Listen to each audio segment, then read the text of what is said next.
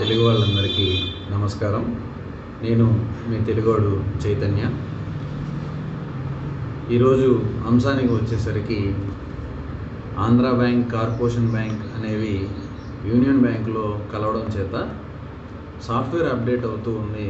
దాని మీద customer issues గురించి, అలానే బ్యాంక్స్ కస్టమర్కి ఇచ్చినటువంటి ఇన్ఫర్మేషన్ గురించి మీతో పంచుకుంటున్నాను. మరి ఇంకెందుకు ఆలస్యం, ఈరోజు అంశంలోకి వెళ్ళిపోతాం. ముఖ్యంగా కస్టమర్ ఇష్యూస్ అనే దగ్గర చాలామంది ఏం మారాయి, ఏం మారలేదు అనేది తెలుసుకోవాలి. సాఫ్ట్వేర్ అప్డేట్ అయ్యింది, మన యూనియన్ బ్యాంక్లోకి ఆంధ్ర బ్యాంకు, కార్పొరేషన్ బ్యాంక్ అనేవి చేరడం జరిగింది. అయితే ఈ బ్యాంకులో చేరినప్పుడు మనకి ఆంధ్ర బ్యాంకులో ఉండేటువంటి ఫ్యూచర్స్ అనేవి మారినవి ఏంటి, మారినవి ఏంటి అనేది మనం తెలుసుకోవాలి. ముఖ్యంగా మారినవి ఒక 5, మారనవి ఒక 5, మొత్తం ఒక 10 పాయింట్లు ఉన్నాయండి.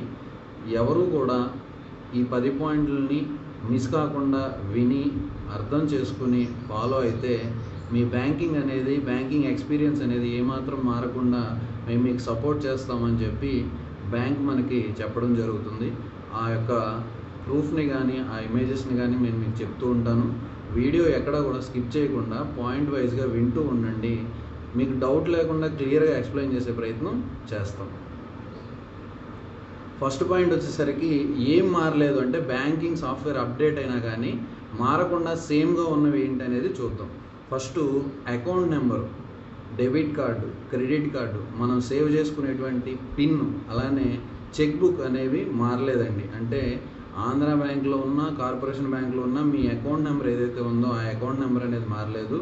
అలానే మీకు ఉండేటువంటి debit card, credit card, ATM cards, ఈ క్రెడిట్ కార్డ్స్ ఉన్నాయి కదా, ఈ క్రెడిట్ కార్డ్ నెంబర్లు, కార్డులు అవే పనిచేస్తూ ఉంటాయి, అవే నెంబర్లకి. అలానే మీరు సేవ్ చేసుకున్న పిన్ కూడా సేమ్ పిన్తోనే నడుస్తూ ఉంటుంది, అవి కూడా ఏం మారలేదు. అలానే చెక్ బుక్ కూడా ఇప్పటి వరకు మనకి అకౌంట్ మీద ఉండేటువంటి చెక్ బుక్ ఏదైతే ఉందో సేమ్ అదే చెక్ బుక్తో కూడా మనం ప్రాసెస్ చేసుకోవచ్చు. అదేవిధంగా రెండో పాయింట్, మీ అకౌంట్లో ఉండేటువంటి డీటెయిల్స్, అంటే పలానా అకౌంట్ పలానా దానికి చెందింది, ఒక salary account, pension account, demat account, ఇలా టైప్స్ ఆఫ్ అకౌంట్స్ ఉంటాయి. బ్యాంకింగ్లో రకరకాల అకౌంట్లు ఉంటాయి. దీంట్లో ఏ అకౌంట్లు మారలేదు అని అంటే శాలరీ, పెన్షన్, లోన్, డీమ్యాట్ అకౌంట్లు అనేవి మారకుండా సేమ్ అలానే ఉన్నాయి. అంటే సేవింగ్ బ్యాంక్ అకౌంట్స్ కానీ, మిగిలిన అకౌంట్స్ కానీ, జీరో బ్యాలెన్స్ అకౌంట్స్ కానీ ఇలాంటివి అనేవి మారినవి. కేవలం మెన్షన్ చేసినవి ఏంటి, శాలరీ, పెన్షన్, లోన్ లేదా డీమ్యాట్ అకౌంట్స్. అంటే లోన్ తీసుకునే అకౌంట్స్ కానీ, డీమ్యాట్ అంటే షేర్ మార్కెట్లో ట్రేడింగ్ చేసేటువంటి అకౌంట్స్ కానీ, కొంతమందికి రిటైర్ అయిన తర్వాత వచ్చేటువంటి శాలరీ, పెన్షన్ అకౌంట్స్ అనేవి, అలాంటివి అనేవి మారలేదు. ఆ అకౌంట్స్ సేమ్ అలానే ఉన్నాయి. మూడో పాయింట్ వచ్చేసరికి ఫెసిలిటీస్. మన అకౌంట్ బ్యాంకింగ్ ద్వారా, ఒక అకౌంట్ ద్వారా మనం ఒక కస్టమర్ పొందేటువంటి ఫెసిలిటీస్ ఏవైతే ఉన్నాయో అవి కానీ, ఇన్స్ట్రక్షన్స్ కానీ, అంటే మనకు వచ్చే ఓటీపీ ఇన్స్ట్రక్షన్స్ కానీ, ఎస్ఎంఎస్ ఇన్స్ట్రక్షన్స్ కానీ, ఇలాంటివి ఏవి కూడా మారలేదు. మ్యాండేటరీస్, బెనిఫిషరీ, మనం ఏదైతే బెనిఫిషరీ అని మన అకౌంట్ టైప్ చేసుకుని పెట్టుకుంటాం, ఏదైనా ఒక పర్సన్ని మన ఇంట్లో అమ్మ, నాన్న, మన ఫాదర్ కానీ, మన ఫ్రెండ్స్ కానీ మనకి బెనిఫిషరీగా ఉండే అకౌంట్లో యాడ్ చేసి పెట్టుకుంటే ఆ డీటెయిల్స్ అనేవి మారకుండా సేమ్ అవే డీటెయిల్స్ని మనం మొబైల్ బ్యాంకింగ్ చేస్తున్నా, ఇంటర్నెట్ బ్యాంకింగ్ చేస్తున్నా, సేమ్ అవే డీటెయిల్స్ ఆటోమేటిక్గా యూనియన్ బ్యాంక్ మొబైల్ దాంట్లో కూడా ఆటోమేటిక్గా అవే రీలోడ్ అయ్యేలాగా చేసేటువంటి ప్రయత్నం చేశారు. కాబట్టి ఇవి కూడా మారలేదు. మనం సేవ్ చేసుకునేటువంటివి ఆటోమేటిక్గా యూనియన్ బ్యాంక్లోకి, ఆ యాప్లోకి, మొబైల్ బ్యాంకింగ్ యాప్లోకి కానీ, నెట్ బ్యాంకింగ్లోకి ఆటోమేటిక్గా వచ్చేస్తాయని చెప్పడం జరిగింది. నాలుగో పాయింట్ వచ్చేసి cheque issue to you. Cheque బుక్లో మనకి చెక్ అనేది మనకు తెలుసు. ఎవరైనా మనకి డైరెక్ట్గా అమౌంట్ మనకు పంపించాలనుకున్నప్పుడు వాళ్ళు వెంటనే చెక్ తీసి మనకి ఎంతో కొంత అమౌంట్ ఇచ్చి సైన్ చేసి పంపడం, లేదా మనం ఇవ్వాల్సి వచ్చినప్పుడు మనం కూడా మన చెక్ బుక్ తీసి అమౌంట్ మెన్షన్ చేసి సైన్ చేసి ఇవ్వడం జరుగుతుంది. ఆ చెక్ బుక్లో వచ్చేటువంటి ఇష్యూస్ ఏవైతే ఉన్నాయో ఆ చెక్ బుక్ పంపినప్పుడు to you or by you, అంటే మీరు ఎవరికైనా ఇచ్చినా, మీకు ఎవరైనా ఇచ్చినా, మీరు ఎవరికైనా ఇచ్చినా, అంటే ఇవ్వడానికైనా, మీరు ఎవరి దగ్గర తీసుకున్నానికైనా ప్రీవియస్ ఐఎఫ్సి ఎంఐసిఆర్ కోడ్, అంటే ఆ బుక్ మీద ఉండేటువంటి, ఆ చెక్ మీద, ఆ అకౌంట్కి సంబంధించినటువంటి ప్రీవియస్, అంటే పాత ఆంధ్ర బ్యాంక్లో ఉన్నదైనా, కార్పొరేషన్ బ్యాంక్లో ఉన్నదైనా, ఆ ప్రీవియస్ అనేటువంటి ఐఎఫ్సి ఎంఐసిఆర్ కోడ్ అనేది విల్ కంటిన్యూ. ఈ రెండు కూడా కంటిన్యూ అవుతూనే ఉంటాయి.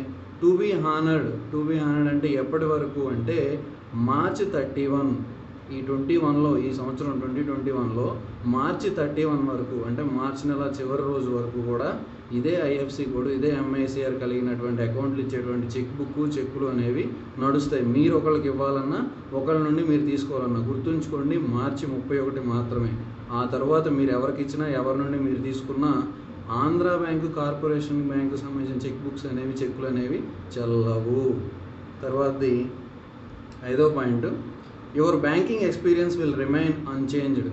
బ్యాంక్ వాళ్ళు మేము సాఫ్ట్వేర్ అప్డేట్ చేసాం కానీ మీ బ్యాంకింగ్ ఇచ్చేటువంటి ఎక్స్పీరియన్స్ అంటే మనం క్రెడిట్స్ కానీ, డెబిట్స్ కానీ, లోన్స్ కానీ ఇలా చేసే ఏ పర్పస్ని కూడా ఎటువంటి విధంగా మేము మార్చలేదు. బ్యాంకింగ్ ఎక్స్ప్రెస్ మేము మీకు ఏ సర్వీస్ చేస్తున్నామో ఆ సర్వీస్ని ఖచ్చితంగా మేము చేస్తూ ఉంటాం. ఒకవేళ మీకు ఏమైనా అనుమానాలు ఉంటే speak to your branch manager for more information. ఒకవేళ ఈ బ్యాంకింగ్ ఎక్స్ప్రెస్లో కనుక మీకు ఏమైనా అనుమానం ఉంటే ఒకసారి మీ బ్రాంచ్ మేనేజర్, అంటే ప్రతి బ్యాంకులో కూడా మనకు ఒక బ్రాంచ్ ఉంటుంది, మన ఏరియా బ్రాంచ్ దగ్గర మనం బ్యాంక్ వెళ్తాం. ఆ బ్రాంచ్ మేనేజర్ని ఒకవేళ ఇన్ఫర్మేషన్ కావాలని అంటే వెళ్ళి అడగండి అని అన్నారు. ఇప్పుడు 2-3 రోజుల నుండి సాఫ్ట్వేర్ అప్డేట్ జరుగుతుందని, ఇష్యూస్ ఉన్నాయని, కస్టమర్ ఇష్యూస్ గురించి మాట్లాడుతున్నాననే చెప్తున్నాను. నేను ఇష్యూస్ చెప్తాను కానీ మారకుండా ఉంది ఏంటంటే బ్యాంకింగ్ ఎక్స్పీరియన్స్ మేనేజర్స్ మనకు సర్వీస్ చేయాలి కాబట్టి వాళ్ళు ఉన్నారు. ఏమైనా డౌట్స్ ఉంటే వాళ్ళు వెళ్ళి అడగమన్నారు. కానీ ఇలా ఇష్యూస్ వచ్చినాయి, ఇప్పుడు అప్డేట్ అయింది నాకు తెలియలేదని చెప్పి అందరూ ఒకేసారి వెళ్ళి మేనేజర్ని క్వశ్చన్ చేసినా కానీ బాగోదు. ఎందుకంటే వాళ్ళు పబ్లిక్ సర్వీస్ చేస్తున్నారు, వాళ్ళు మనకి సర్వీస్ చేస్తారు, మనకి సమాధానం చెప్తారు. కానీ మనం వాళ్ళని ఎక్కువగా అందరం ఒకేసారి అడగడం వల్ల వాళ్ళకి కూడా కొంత పేషెన్స్ అనేది నశిస్తూ ఉంటుంది. కాబట్టి మీరు ముందు కొంచెం తెలుసుకుని సావధానంగా ఉండి కొన్ని రోజులు గడిచిన తర్వాత మీకు తెలియకపోయినా, అర్థం కాకపోయినా వెళ్ళి అడగడంలో చాలా అర్థం అనేది ఉంది. కాబట్టి మీరు అర్థం చేసుకుంటారని ఆశిస్తున్నాను. మరి ఇప్పుడు మారినవి ఏంటనేది మనం తెలుసుకుందాం. ఇప్పుడు దాకా మారినవి ఇవన్నీ సేమ్గా ఉన్నాయి చెప్పాను. మారినవి అప్డేట్ చేయడం వల్ల మారినవి ఏంటనేది కూడా తెలుసుకుందాం. ఇవి కూడా ఒక 5 పాయింట్లు ఉన్నాయండి. ఇవి కొంచెం నోట్ చేసుకోండి లేదా మీరు ఫాలో అవ్వండి. ప్రతి ఒక్కళ్ళు ఈ 5 పాయింట్లని నోట్ చేసుకుని ఫాలో అయితేనే మీరు యూనియన్ బ్యాంక్ అనేటువంటి దాంట్లోకి అప్డేట్ అవుతారు. మీరు కూడా బ్యాంకింగ్ సర్వీస్ని పొందగలుగుతారు.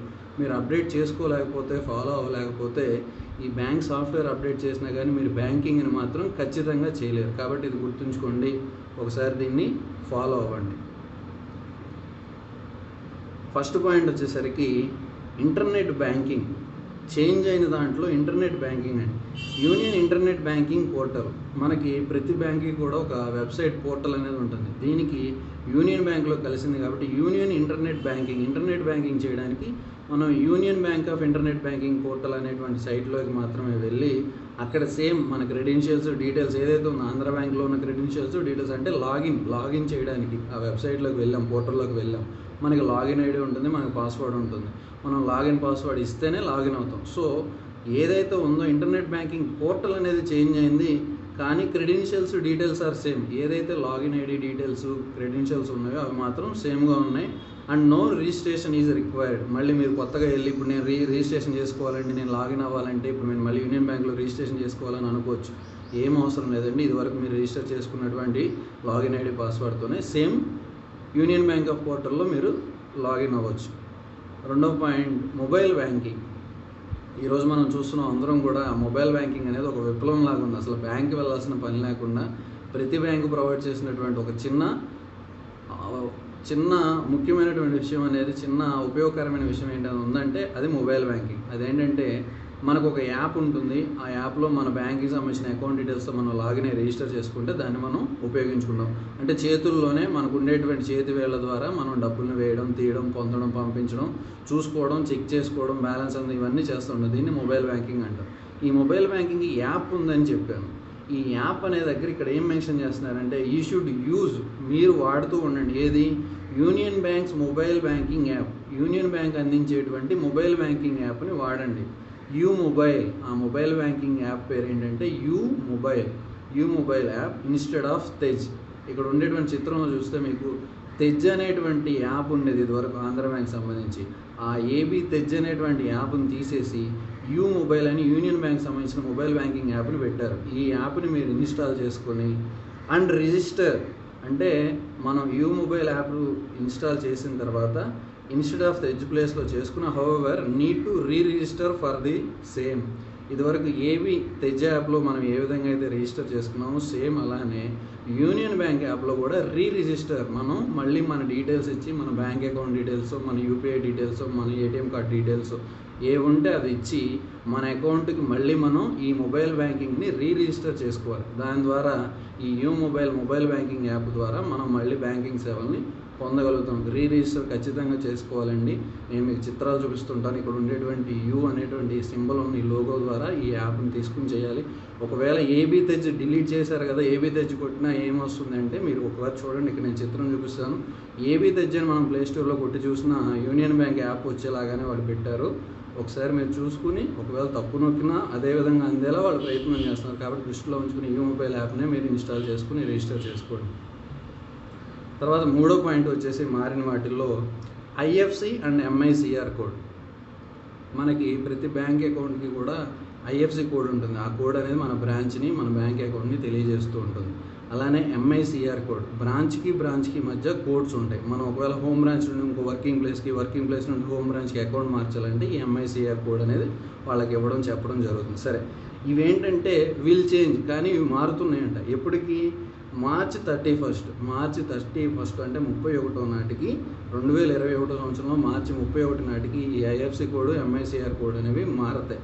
ఇప్పటికి కూడా బ్యాంకుల దగ్గర కొత్తగా వచ్చినటువంటి ఐఎఫ్సి కోడ్ని అంటించడం జరుగుతుంది. మనం బ్యాంక్ దగ్గరికి వెళ్ళి చూడగానే ఆంధ్ర బ్యాంక్, యూనియన్ బ్యాంక్ కలిసిపోయిన దాంట్లో యూనియన్ బ్యాంక్ దగ్గరికి వెళ్ళి చూడగానే కొత్త ఐఎఫ్సి కోడ్ని అక్కడ అంటిస్తున్నారు.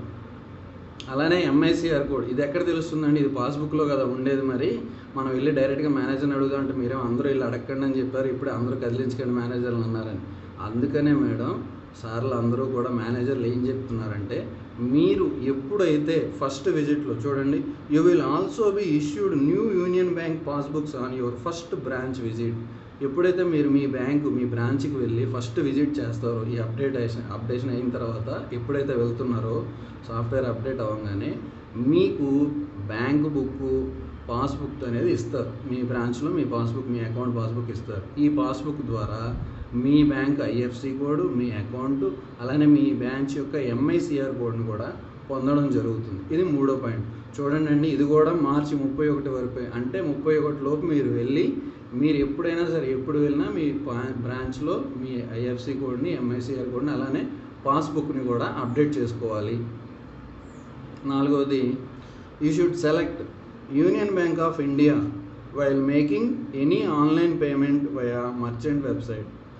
ఒకవేళ మనం బయటికి వెళ్ళి విపరీతమైనటువంటి మర్చెంట్ వెబ్సైట్స్లో ఆన్లైన్ పేమెంట్స్ చేస్తూ ఉంటాం. దీంట్లో మనం వాడేటువంటి బ్యాంక్ ఏదయ్యా అంటే, మనకి అలవాట్లో ఆంధ్ర బ్యాంక్ రాగానే ఆంధ్ర బ్యాంక్ టచ్ చేసి అక్కడ పేమెంట్ చేయడం, లేదా కార్పొరేషన్ బ్యాంక్ వస్తే కార్పొరేషన్ బ్యాంక్ టచ్ చేసి అక్కడ పేమెంట్ చేయడం చేస్తాం. ఇప్పుడు ఏం చేయాలి అంటే, ఇక మీద మీరు అలా ఆన్లైన్ పేమెంట్స్ చేసేటప్పుడు ఏ ప్లాట్ఫామ్లో, ఏ వెబ్సైట్లో అయినా సరే ఆన్లైన్ పేమెంట్స్ చేసే దగ్గర వెబ్సైట్స్లో ఇప్పుడు నుండి యూనియన్ బ్యాంక్ ఆఫ్ ఇండియా అనేటువంటి దాన్ని మనం టచ్ చేయాలి. మనకి జీపేలో, ఫోన్పేలో, వీటిలో కూడా ఈ సెలెక్ట్ యువర్ బ్యాంక్ దగ్గర మనం ఏ బ్యాంక్ సెలెక్ట్ చేసుకుంటే ఆ బ్యాంక్ నుండి అమౌంట్ డెబిట్ అవ్వడం, క్రెడిట్ అవ్వడం జరుగుతుంది. సో ఇక మీదట మనం అక్కడ యూనియన్ బ్యాంక్ ఆఫ్ ఇండియాని సెలెక్ట్ చేసుకోవాలి. ఫిఫ్త్ వచ్చేసి కాల్ సెంటర్. కస్టమర్కి ఎప్పుడూ కూడా బ్యాంకింగ్స్ అనేది సర్వీస్ చేయాలి ఎనీ టైం. కాబట్టి ఒకవేళ ఇంత వివరంగా డీటెయిల్స్ చెప్పినా ఇంకేమన్నా డౌట్స్ కానీ, క్వైరీస్ కానీ ఉన్నట్లయితే, సందేహాలు, సలహాలు, సూచనలు కావాల్సి వస్తే కాల్ సెంటర్ నెంబర్ ఇచ్చారండి. ఈ నెంబర్ నోట్ చేసుకుని మీకు ఏమైనా డౌట్ ఉంటే కనుక ఫోన్ చేసి కూడా అడగవచ్చు. అది 1800-222244. చూడండి, ఈ సమాచారం అనేది చాలా ముఖ్యమైనది. ఒకవేళ ఎక్కడైనా మనం తప్పు విధంగా చేసినట్లయితే ఇది మన యొక్క నష్టాలని, ధనాన్ని, ఆర్థికంగా కొన్ని నష్టాన్ని చవిచూడాల్సి వస్తుంది. కాబట్టి ఎప్పుడు కూడా మీ పిన్నుల్ని, మీ ఐడీలని, మీ సమాచారాన్ని, బ్యాంకింగ్ సంబంధించినటువంటి సమాచారాన్ని చాలా గోప్యంగా ఉంచండి, రహస్యంగా ఉంచండి, ఎవరికో పంచుకోవద్దు. బ్యాంకింగ్లో సంబంధించినటువంటి ఏ విధమైన అంశాల మీదైనా మీకు మరిన్ని సందేహాలు ఉన్నట్లయితే వివరాల కోసం కింద కామెంట్ బాక్స్లో మీరు కామెంట్ చేయండి, నేను మీకు సమాధానం ఇవ్వడం జరుగుతుంది. అలానే ఈ మొబైల్ బ్యాంకింగ్ రిజిస్ట్రేషన్ చేసుకోవడం, ఇటువంటి అంశాలు మీకు కావాలనుకుంటే కింద కామెంట్ రూపంలో అడగండి. నేను వాటిని మరికొన్ని ముందు వీడియోలో మీకు అందించే ప్రయత్నం చేస్తాను. అందరికీ సెలవు. ధన్యవాదాలు.